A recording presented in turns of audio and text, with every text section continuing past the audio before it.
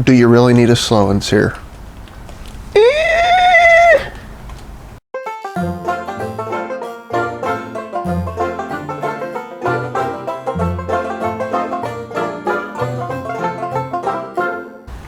Alright guys, how I planned to film this video and how it's worked out today has been two completely different things. And you're going to notice in the video that some things are going to seem a little bit backwards because it's lighter outside. So I'm filming this now just because it's getting dark. My neighbor decided that he was going to have a leaf party and blow leaves, so it would have made terrible footage. So what I did was I filmed the how to do things without the Slow N Sear, the things that people have been doing for 100 years, the techniques that work for your Weber Kettle. You don't need a Slow N Sear. You can do everything that the Slow N Sear says you can do with it, without it. You know, if you look on their website, and I don't have it in front of me right now, but it claims that it can take their water pan will last 5+ hours. I have a half sheet pan in here right now with 14 cups of water, if I remember right, compared to theirs holds 4 cups, which I believe is a quart. I might be wrong. But then you got to refill it after 5 hours. You can just put this whole pan in here, fill it up with as much water as you want. This is way more water. This water I could probably run this ring around this thing 3 times and never burn off all that water. The other thing the claim is that it's pretty much set it and forget it. It'll hold consistently 225. Once you understand your Weber Kettle, you can set that and you can do the same thing. That's what I struggled with the product is it claims it can make your kettle a smoker, but your kettle already is a smoker. I mean, mine is. I don't think that Weber puts your kettle, your just smoker within the same kettles. Makes no sense to me. I've struggled with it and didn't understand it. The reason I've made this video is twofold. Number one, I'm starting to notice on a lot of forums and things that people buy a kettle and ask, can I smoke on it? And you'll have the old-timey guy say, yeah, just use the snake method, or yeah, just do where you bank the coals on the side. And then you'll have 5 just buy a Slow N Sear. You don't need the Slow N Sear. If you have a Slow N Sear, good for you. I mean, I have no hate towards it. What my point is, you don't need it. And then when you say things like that, then people say, but yeah, but it's the only barbecue product on Amazon with 4 stars. Great, but that doesn't mean you need it. But there's a group on Facebook with 7,000 people. That's great. Part of my research in making this video is I went on there. And there's a lot of people that have questions, have problems. So it's not a turnkey, here you go, stick it in your kettle and you're done, because you have to learn how the Slow N Sear works. You could just eliminate that and learn how your kettle works and save yourself $89, I think it is, plus shipping, which is another $12. Oh wait, that was shipping on the drip pan and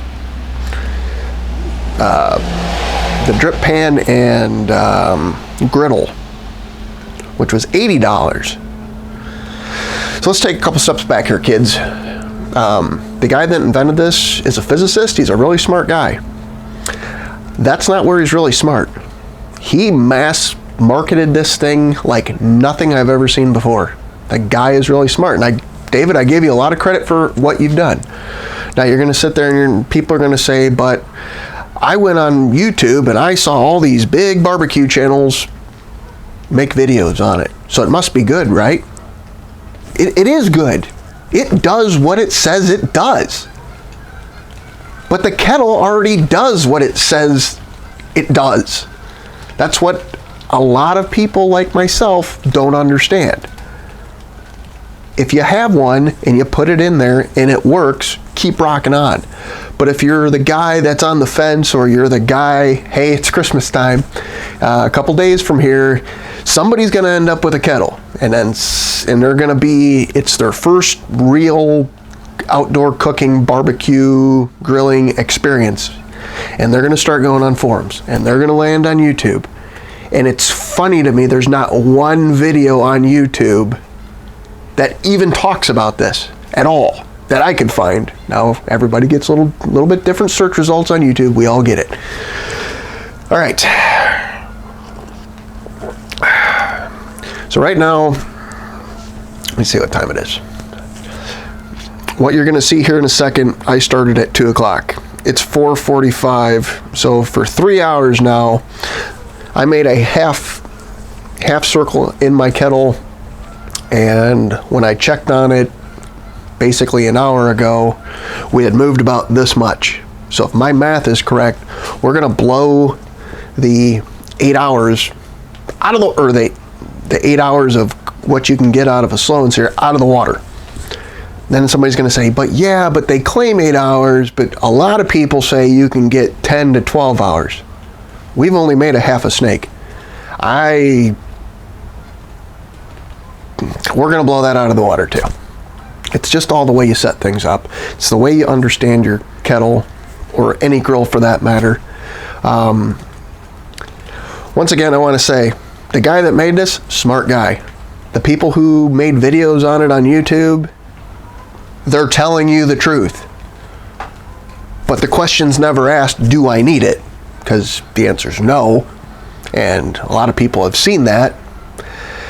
Do you need the drip pan griddle thing? You're gonna pay $80 for a drip pan. This is me talking to everybody who doesn't have one right now. You want to spend your money, $80 on a drip pan, go ahead.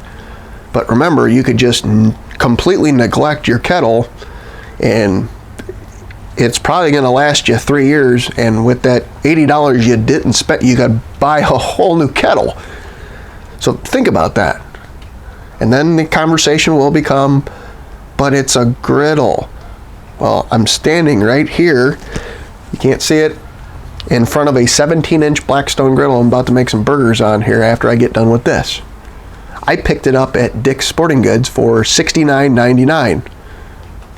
You can get them right now at Ace Hardware for, I believe it's $64.99. And you can go drive down to your local Dick's or Ace Hardware, or you can do some more searching and find places that you can pick these things up, and you will actually get a bigger griddle than what the Drip N Sear is, or the Drip N Griddle is. And it's a nice square shape. It's not this awkward half circle thing that you can only use on the Slow N Sear. I'm trying to look out for you guys. I've had a lot of people tell me this is not a good video to make, and this isn't going to garner the attention that I'm looking for, and I'm okay with that, because if you've already bought it and it works for you, you're out nothing. You're happy. But there's gonna be people who don't know any better and say, hey, when I read this website and it says this will turn my Weber Kettle into a smoker, they're going to think it doesn't already work that way when it currently already does. So this video is for those people. All right, sorry for the interruption. Mrs. Hobo came home and completely wrecked that little where I was at, so I'm jumping back in here from where I think I was at, which is, end of the day, this is what I'm telling you. The Slow N Sear, it works. It does what it says. The drip pan, that's on you. You want to spend that money for a drip pan, go ahead. Yes, you can use it as a griddle, but you have to use it on the Slow N Sear. It's not something that you can probably really use on something else just based on the shape. Me personally, if it was me, I'd learn my kettle, save myself the $89 of the Slow N Sear, buy myself a griddle, or take that $89 and the price of the Drip and Sear or Drip and Griddle, combine those together, and I'd probably buy me like a 28-inch Blackstone. I've got a 36-inch Blackstone in my backyard. It is great for doing big cooks. That's me. The choice is yours. I'm just putting it out there so you have the information. I'm not going to get into the spinning grate thing. That's the new thing that you can go look that up yourself. But apparently that's the new thing, that you buy a grate that spins so that you sear on a cold sear thing. David, you're doing a great job at creating stuff, man. That's all I'm gonna say. You got the market cornered on making products that people think they gotta have, and I give you credit for that. But you're not selling me, buddy. Sorry.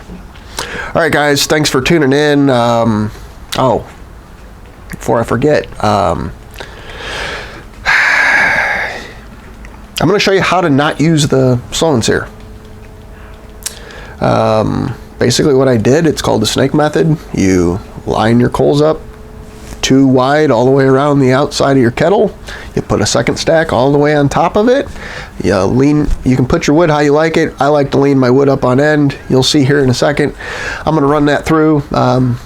If you want to see the evidence of why you don't need it, watch now. If you came here to yell and scream and be with pitchforks and shake stuff at me, you probably don't want to watch that part because you don't care. All right, guys, have at it. Oh yeah, I nearly forgot. There's a video on the Slow N Sear's website with the grates that I got a hit on. There's a video of somebody trying to dump charcoal into the Weber Kettle, the flip-up grate, and makes it seem like it's impossible. So watch this clip real quick, and then we'll get to the snake method.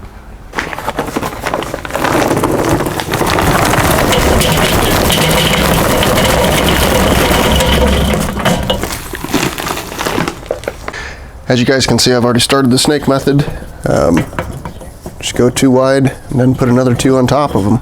It's really simple. Only takes a minute or 2 to do. It doesn't have to be perfect. One thing I try to do is make sure that I put coals on the second layer that cross over. That way you almost guaranteed a continuous burn.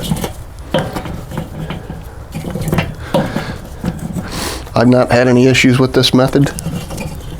It works and it costs nothing. This is usually good for about 225, 250. Oh, one other note. If you want to cook at 275, what most people do is they will put 1 on the center of each one of these spots.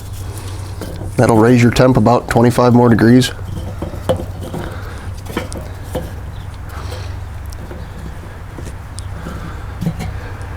This isn't rocket science by any means. Alright guys, let's talk about wood placement. What I like to do is put one piece where I'm going to dump my coals to start my fire. And then what I like to do, some people set it on top. The problem with that is this is going to ignite this faster because of this piece of wood acting like a bridge. So what I like to do is lean them this direction. That way they'll catch, but they're less likely to create that bridge I'm talking about. How much wood you like to use, that's up to you. We'll stop here. You can keep going, use less wood. That's pretty much your choice. Alright guys, I apologize for the noise. Apparently my neighbor's having a leaf blowing party. Ooh, they heard me. Alright, it's a simple half steam pan, and this is 100 ounces of water.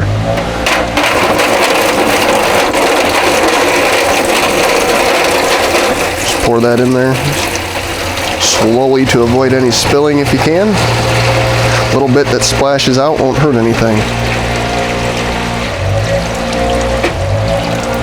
Alright, we could fit probably, I don't know, another cup or two. So the Slow N Sear has the capacity for 4 cups. This has the capacity for probably 14. That's 12 and some change right there.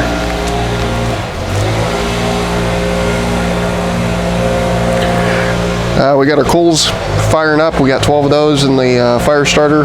Once that gets going, we'll dump them in here and we'll let it rip. All right, guys, we got our 12 coals here in the fire starter. We'll just drop those here at the beginning of the snake.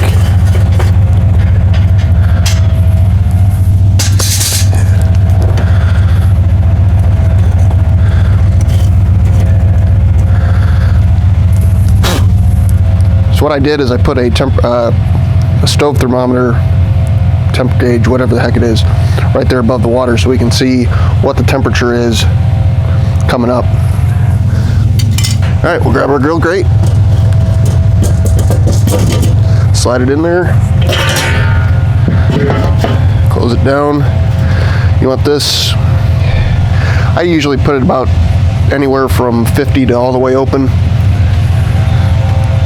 Down here on the bottom, I don't know if you guys can see these marks, but where it's set now is about 25% open, and there's a half open spot. I just marked that so I don't even have to look at it. I can just slide it over and move it. Put it at about the 25% mark and you should be good to go. You may have to move it just a hair one way or the other depending on your outside temperature. All right, we'll see how this method works. One last thing, forgot to put temp gauges up here. Got a brand new one just for this video. Put one right here above the edge where the fire's coming up, and we'll put this one, we'll call it in the middle. All right, guys, we're roughly 2 hours and some change in. If you notice this bolt right here, this is where the ring ended and the ring started directly across from that. So if we peek in here, I don't know if I can get this camera angle or not, we have just started turning on the opposite corner. Our temps are hovering right about 225. Whoa, got a little bit of smoke there.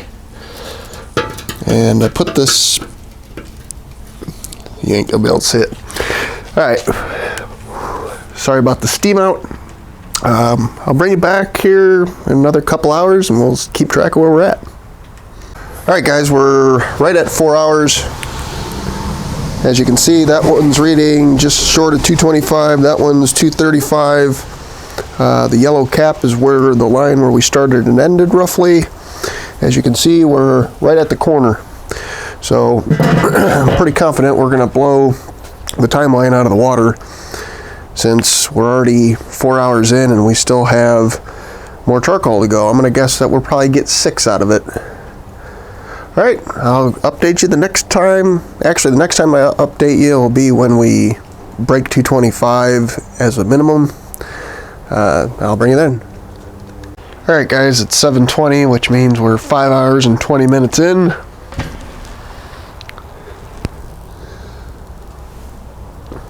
We've got this right to, it looks like the last briquette is starting to catch fire. So 5 hours and 20 minutes, still sitting at 225. Rockin' on.